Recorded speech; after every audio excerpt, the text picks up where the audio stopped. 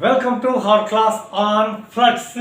Okay, so earlier we tried to understand first droughts, then cyclones, now floods. These are the major agrometeorological disasters. We are going to cover the other disasters in the days to come. Now, in this class, we try to understand just this is the basics, not advances at all. Once I say advances, it is a real application with the with a group of scientists. Now, so what is the definition of flood?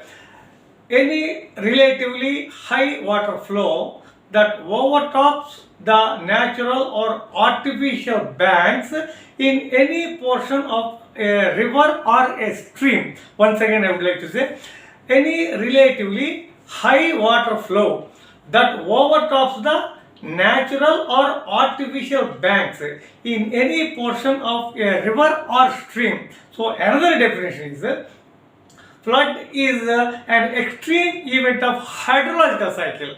An extreme event of hydrological cycle which occur due to the excess runoff after meeting the four things. After meeting number one, soil moisture recharge, percolation, evaporation and storage. So this is how the floods can be defined. This is the basics class. Now simple, a typical river flood diagram. A typical river flood diagram, just by definition, okay, from the trees transpiration, from the water bodies evaporation, okay, condensation and cloud formation takes place. From the clouds we get the precipitation. So water table is there, groundwater is there, the groundwater enters, the surface runoff enters, finally we get the flood. So this is what is the definition. Now after trying to understand what exactly is the definition and then what is the basic, this is a very fundamental diagram that I showed to you. Now what is the classification of floods? Floods are classified into two. This I am taking from my own book, Principles and Practices of Agricultural Disaster Management by V. Radhakrishna. From this book only I am telling now the major and minor floods. What is the first minor flood? Inundation may or may not be due to overflowing of water. That's what I told. On the banks of the water bodies, flooding may be due to the accumulation of excessive surface runoff in low-lying flat areas or topographically depressed terrains.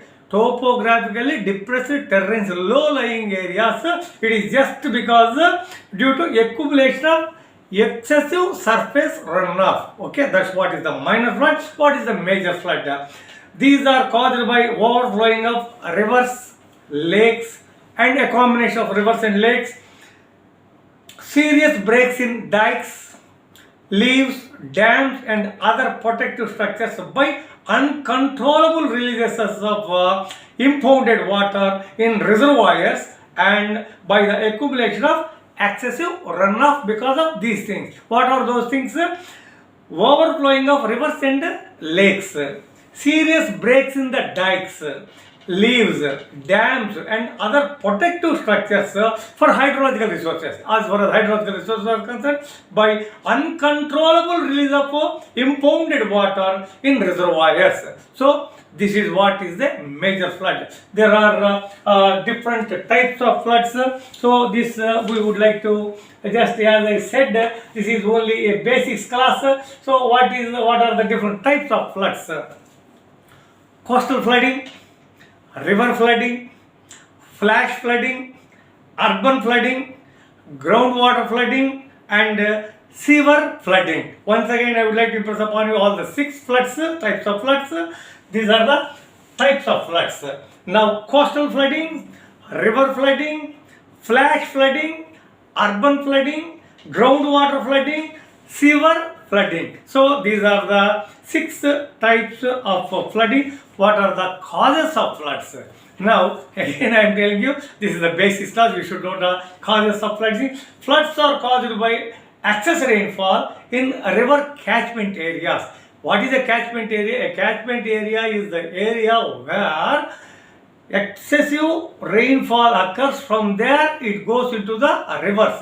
The rivers may have a natural bank or an artificial bank. So overflowing of water after meeting the four things, that's what I told. Now see what are the causes. Number one, natural weather events such as cloudburst or heavy thunderstorms that produce heavy to very heavy rainfall over a very short period of time. This is number one. Number two, prolonged and excessive rainfall over urban areas, lack of maintenance of infrastructure of existing water bodies, lack of maintenance of existing water bodies, astronomical tides combined with storm surges, insufficient drainage networks, lack of mechanism to divert excess rainwater into drainage systems, poor maintenance of drainage systems, inappropriate development in the floodplains, lack of good flood defense systems. So these are the basic or causes of floods. Then what is the damage? How the damage of the floods depends upon okay, extent of area affected, duration of flood, velocity of flood currents, types of crops grown in the area, timing of the floods, whether it is during the lean period when the crops are there, when the crops are not there. So timing, sand casting, erosion, rise in water table. So these are the causes. Okay, these are the factors which on which the severity of floods depends upon. Once again I would like to say, severity of floods depend on extent of area affected, duration of flood, velocity of flood currents, types of crops grown in that area, timing of floods, sand casting, erosion, rise in water table. Now, see what are the negative impacts of floods on agricultural crops. Agricultural crops means cereals, pulses, oil seeds, plantation crops, animals, a combination of all these things in a cropping system or crop rotations in everything. Now, so the negative impacts of floods in agriculture include damages to irrigation systems like breaches in embankments, damages to drainage systems, lives and property of farmers at risk, overflow of rivers inundate vast areas of agricultural land and submerge the crops, waterlogged conditions cause failure of crops. So these are the basic things. During the non-growing season of any flood occurs, crops, what happens? Loss of topsoil and soil nutrients, sediment transport, landslides, soil compaction, erosion and deposition of undesirable deposits and debris. This is during the non-growing season or fallow season. Another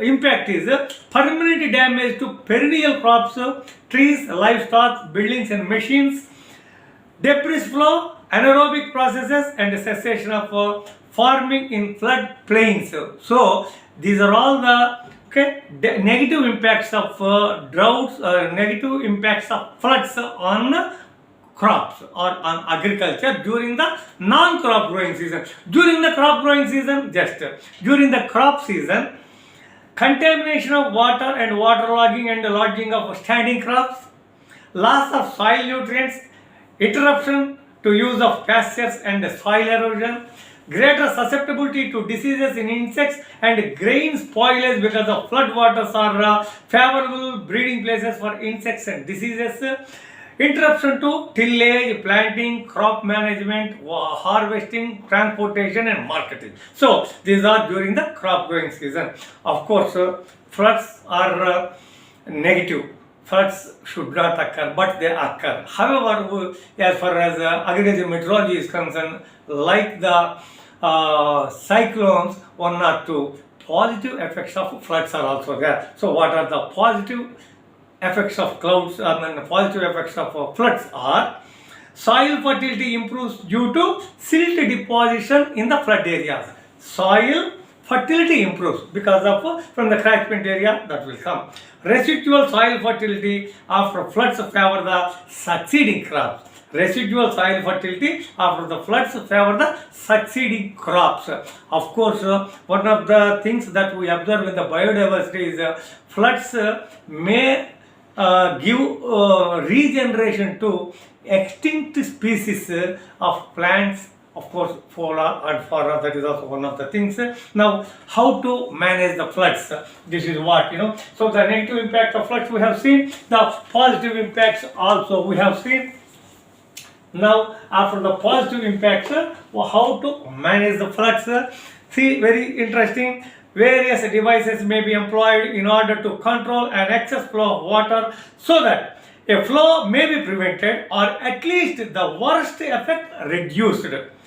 These devices include engineering works, embankments, detention reservoirs, the adaptation of river channels and facilities for flood diversion. Now, so when the cause is excessive rainfall over the basin or catchment area, then levees and flood walls along the river are used to confine the water to the river channel and thus accelerate the flood water flow to the sea or storage reservoir. Now, see, when the cause of flooding includes tidal influence, then control gates at the river mouth are used to regulate the tidal effect. On-farm storage in low-land rice fields. On-farm storage. Now, construction of a series of low earth dams, reforestation and terracing of hilly lands, building houses on mounds or higher ground, building a well-defined warning system. Of course, flood policy is also very, very important, as I said in the drought policy. Now, control over the river and land through measures such as flood proofing, forecasting and warning. Use of GIS as an effective tool for developing flood emergency response. So, as I said, this is the basics class. We just tried to understand what is a flood, what are the causes of flood, what are the different types of floods, like that, how to manage the floods at the ending. So, thanking you very much for your patient hearing of 3 so far. Number 1, droughts. Number 2, cyclones. Number 3, floods. Then slowly we move on to other disasters. From my book, Principles and Practice of Agriculture Disaster Management, this is the syllabus that is given for JRF, SRF and NET exams, even during the interviews in the agriculture meteorology. The agrometeorologists must know. These are the basics. Thanking you very much for your patient hearing. May God bless you.